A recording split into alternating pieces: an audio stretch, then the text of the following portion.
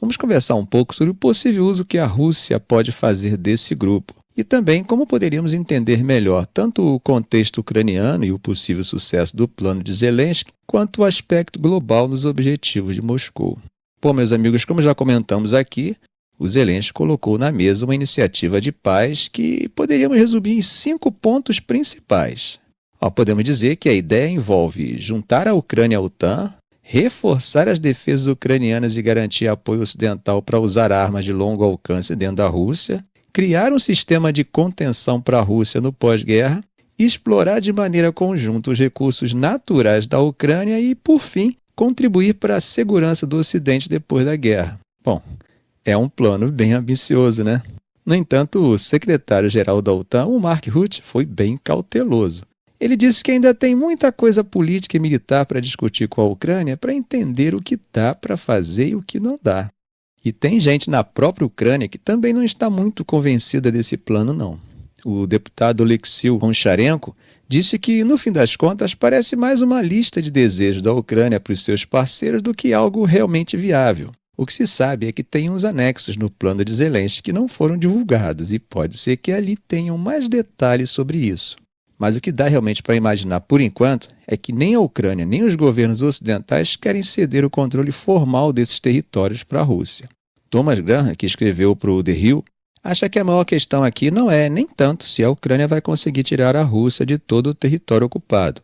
Isso porque a maioria dos governos ocidentais já começa a reconhecer que isso é bem improvável. A grande questão é o que vai acontecer com a Ucrânia possivelmente reduzida territorialmente depois da guerra. Ela vai voltar a ser aquele país pobre, corrupto e sem tanto interesse para o Ocidente como era antes de 2014? Ou vai acabar se tornando uma nação forte, democrática, próspera e bem alinhada com as instituições ocidentais? Bom, isso é algo que eu acho que vai definir o que realmente significa uma vitória ou uma derrota, tanto para a Rússia quanto para a Ucrânia. Agora, gente, não vamos nos limitar só à questão territorial. Quando a gente olha para a guerra de um ponto de vista mais amplo, a ideia do Putin era muito mais do que apenas controlar pedaços de terra. Lá em 2022, ele entrou com tudo na Ucrânia falando sobre desmilitarizar e desnazificar o país, o que representava, segundo ele, frear a ocidentalização do país que, no contexto de sua soberania, escolhia se afastar da Rússia e se aproximar radicalmente do Ocidente, o que, na percepção russa, representava abrir o território ucraniano para a implantação das bases da OTAN dentro do seu quintal. Ou seja, gente, Putin queria impor o afastamento ucraniano da órbita europeia, fortalecendo a ala pró-Rússia da Ucrânia. Bom, mas olhando agora, a verdade é que, ao menos nesse momento, parece que isso falhou, porque a identidade nacional da Ucrânia acabou se fortalecendo no meio da guerra e até mesmo a Igreja Ortodoxa de Moscou perdeu força no país. Ou seja, parece que o conceito de uma irmandade eslava liderada pela Rússia, nesse momento, está sendo massacrada pela guerra. Mas é importante entender, gente, que não podemos considerar de forma simplista que se trata apenas da Ucrânia. Está muito claro que o que estamos vendo não é um confronto entre dois estados beligerantes, mas entre dois hemisférios culturais. A prova disso é que Putin não desistiu de mexer na ordem mundial, tentando contrapor a hegemonia ocidental. Na semana que vem, como comentamos no assunto anterior, os líderes de uns 20 e poucos países vão se encontrar em Kazan para uma cúpula do grupo dos BRICS. E a cúpula que vai de 22 a 24 de outubro é mais uma oportunidade da Rússia para mostrar para o Ocidente que eles não conseguiram isolá-la. A própria forma como ele justificou sua ausência do G20 no Brasil em novembro acaba fortalecendo essa minha percepção. Bom, mas será que os BRICS realmente é um bloco que seja radicalmente anti-ocidental? Olha, não sei vocês, mas eu particularmente acho que ele pode ser chamado de anti-hegemônico, mas não de anti-ocidental.